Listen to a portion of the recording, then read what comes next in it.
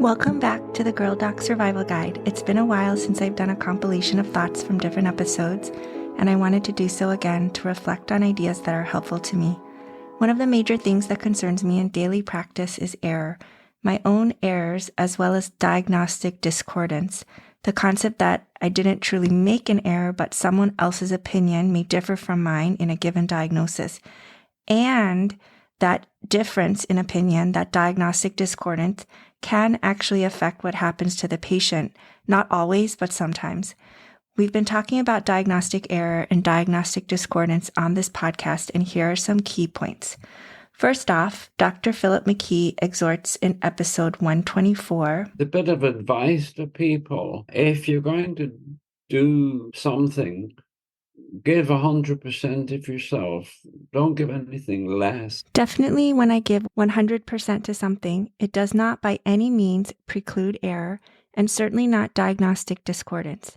Instead, the more I do something, like DermPath, the possibility of an error actually increases. Dr. Ale Gru says in episode 125, error is unavoidable in what we do. No matter what we do, you have to face and accept the fact that you're going to make errors no matter how careful, conscientious, or good you are. I think it's important to accept the fact first that you're going to make mistakes. You have to accept that no matter how best you think you're trying, there's still mistakes going to be made. Similarly, Dr. Rose Elenitsa says in episode 127, everybody makes errors, right? We're human. We shouldn't think that physicians are infallible, even though sometimes I think society expects that. Right. But the truth is we can make mistakes. And Dr. Gauri Agarwal says in episode 126, perfection is not the reality, right? We make mistakes, we say things wrong, we do things wrong. We're not always perfect. And Dr. Caroline Elton says in episode 139, doctors are human. Humans are deeply relational animals. We need to feel safe. We need to feel that we're held in mind by somebody who can look after us. There's a very famous psychoanalyst of the 40s and 50s. He was a pediatrician and psychoanalyst, Donald Winnicott, British, who talked about mothers being good enough rather than perfect. And he talked about that actually in terms of not only the mother trying to be perfect, but also in terms of the child needing to learn over time. We're not talking about early infancy, but gradually over development, the child developing a more realistic idea of their parents and also learning to manage those disappointments, because as they go from the sanctuary of the home and they go out to nursery, where they're going to be one of many, and into a classroom later on, it's important for both partners to be good enough, not perfect. Since Winnicott talked about the good enough mother, there is, if you look in the medical education literature, there are papers about the good enough doctor. And I think it needs to be talked about more. That's not saying doctors should be sloppy, just as there are things that mothers can do that are neglect. It's not an excuse for dangerous parenting or dangerous medicine, but it is an excuse for an understanding perfection is humanly impossible. And again, slightly different than true error, there is diagnostic discordance where two opinions differ.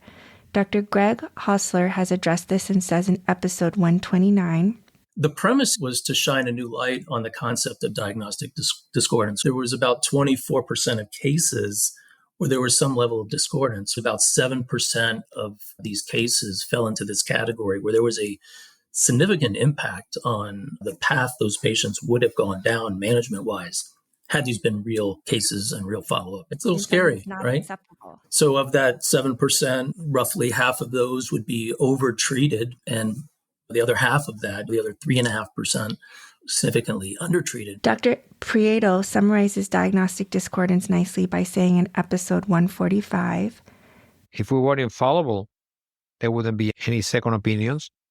One thing that we tend to forget is that there is nothing that is absolutely 100% correct or wrong. And Dr. Fung emphasizes that lifelong learning is necessary in episode 154. errors and things you wished you had known earlier are just individual examples of many that speak to the general principle that you can never know everything. You're going to have to continue that lifelong learning. But some junctures are more painful than others. All of this error, as well as discordance, particularly discordance with someone more senior or a mentor or a well-known expert nationally or internationally, can make me feel that I have failed. Dr. Yemi Sokombi says in episode 123, what most of us can relate to is the fact that failure is not a friend to most folks in medicine. We are uncomfortable with failure. We have a significant fear of failure. So that burden does not give you permission to recover. You feel it's the end and that the failure will define you.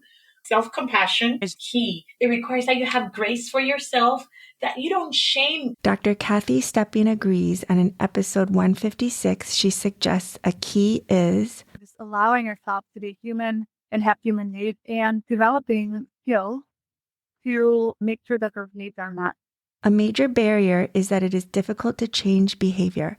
Dr. Vinnie Aurora says in episode 152, when you're changing human behavior, it can be hard. And, when we're talking about doctors, right, these are people who have gone through a pretty rigorous training to get to where they are. They've sort of adapted with these really incredible survival skills. That's why I think the word resilience sometimes falls flat. These are resilient people. And I agree. I think physicians as a group are very resilient, and yet we have not necessarily been taught how to deal with error. I like how Dr. Rose Elenitsas emphasizes what an initial reaction to an error generally is in episode 127. The first time you see you have an error, you panic, right? We're physicians. We don't want to make errors. We want to help patients. The problem with that initial feeling of panic, or really maybe any feeling, is what Dr. Jessie Gold says in episode 135. There's also an ethos of doctors don't have their own feelings. Doctors shouldn't be affected by their work. Doctors should be stoic. It matters what everyone else might think about you. And the culture tells us, be perfect, don't make mistakes. Our environment tells us, compete and win and don't have a weakness. Our environment tells us, doctors don't have emotions. Even if you do, probably don't talk about it. And so we don't talk about it. So it's important to remember the work of emotions researchers and psychologists like Dr. Dennis Proffitt, who says in episode 130, affect and emotions are interpretations of what's going on the inside and what's going on the outside. Emotions are stories we tell ourselves about how we feel and why we feel the way we feel. Yeah. They're not isolated atoms of experience that occur because our internal state and our interoception is of a particular sort. And Jessie Gold puts it simply as in episode 135 that my new perspective is it's not my fault if all of the stuff I'm doing affects me. It's logical that all of the stuff I'm doing affects me. I need to not blame myself for that when I'm approaching stuff. I've worked on just that perspective change, and in doing so, some self-compassion. I believe that emotions are useful, that I and other physicians definitely do have emotions, and it is helpful to talk about our emotions, error, and how to confront error. And in episode 141, Dr. Tamara Beckford suggests that fear is an emotion that tends to limit us.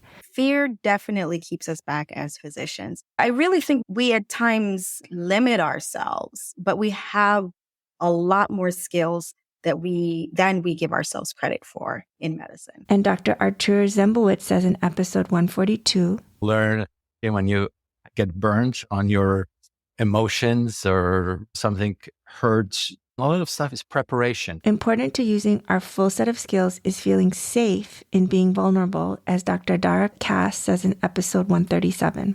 We're from a culture of not just service, but the system is bigger than us. Our voices don't entirely matter. And again, it isn't to say that you need to put demands on your employer to meet your needs at the expense of clinical coverage or the environment that you're working in, but it has to be a partnership so that people have a survivable life. I personally feel like being comfortably vulnerable is important for my survival. When you're going through something hard, if you hold that all in, you wind up often resenting the fact that the world is not being kind to you when you need help. And it's not because you are trying to be resentful. It's just that people can't read your mind. Now, I am not a huge fan always of everyone being forced to share their trauma and their stories all the time. But if you're the kind of person that knows that you're going to need a little more space because you're going to have feelings, it's okay to be open early and let everybody be there for you. You'd be surprised how many people would be there for you if you gave them a chance. It's okay to be open at the beginning of a journey. And then if and when there's a hard moment, you'll find more people will be there for you organically. I don't need to be a hero. I don't act like I don't need help. I try to check myself regularly to say, do you need help now? Is there something that you need? Is there something you should be doing differently? Are you actually happy with what's happening in your life? And if not, do you need somebody to help you with it? Is there something that you need? Part of being vulnerable is being okay with ambiguity, as Dr. Danielle Offrey says in episode 140. When we find ourselves falling short, we are traumatized and so ashamed of what we've done. People who go into medicine, into healthcare, by and large are going because they care about their patients. People genuinely want to help their patients. And so when we recognize that we have harmed them or done poor duty to them, we are crushed about that. And I think there's an important distinction between guilt and shame. Guilt is about the action that happened, and shame is about ourselves. Guilt prods us to make amends, but shame makes you want to hide. And those are two very different things. I think doctors in particular have difficulty distinguishing between guilt and shame.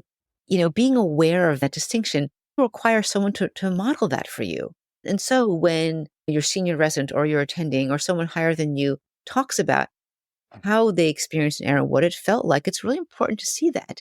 It's really an important thing to recognize that you can make an error, but you are not the error. Those are two different things. 99% of the people who make an error, it's either a slip of judgment, being overworked, or a genuine lack of knowledge, something that wasn't not malicious. When you care, that is when you have the capacity to feel shame. And of course, why do doctors have the highest rates of suicide and drug use and substance use compared to other comparable professions? I think part of it is because we take our charge so seriously. We genuinely care. We take an oath, and it defines who you are. It's who you are, not just what you do. And so when you fall short, it's cataclysmic. It's like the mirror just shatters, and the person you thought you were is not the case any longer, or so we think. Being honest about our emotions, it's not so easy. We talk about, just be open, be honest, but it's really not that easy. We have a lot of pride in our work, and reputation means a lot. And ultimately, I think all of this mental work that we do in processing error and discordance will help us create a different story in our heads of how to handle error and discordance so that we can be better physicians and humans, as Dr. Rose Elenitsa says in episode 127. After the panic sets in, I think first you try to correct it. If you can, try to correct it. The next thing you have to do after you overcome this feeling of I screwed up, you have to analyze it. Like, why did it happen? You definitely need the analytical part.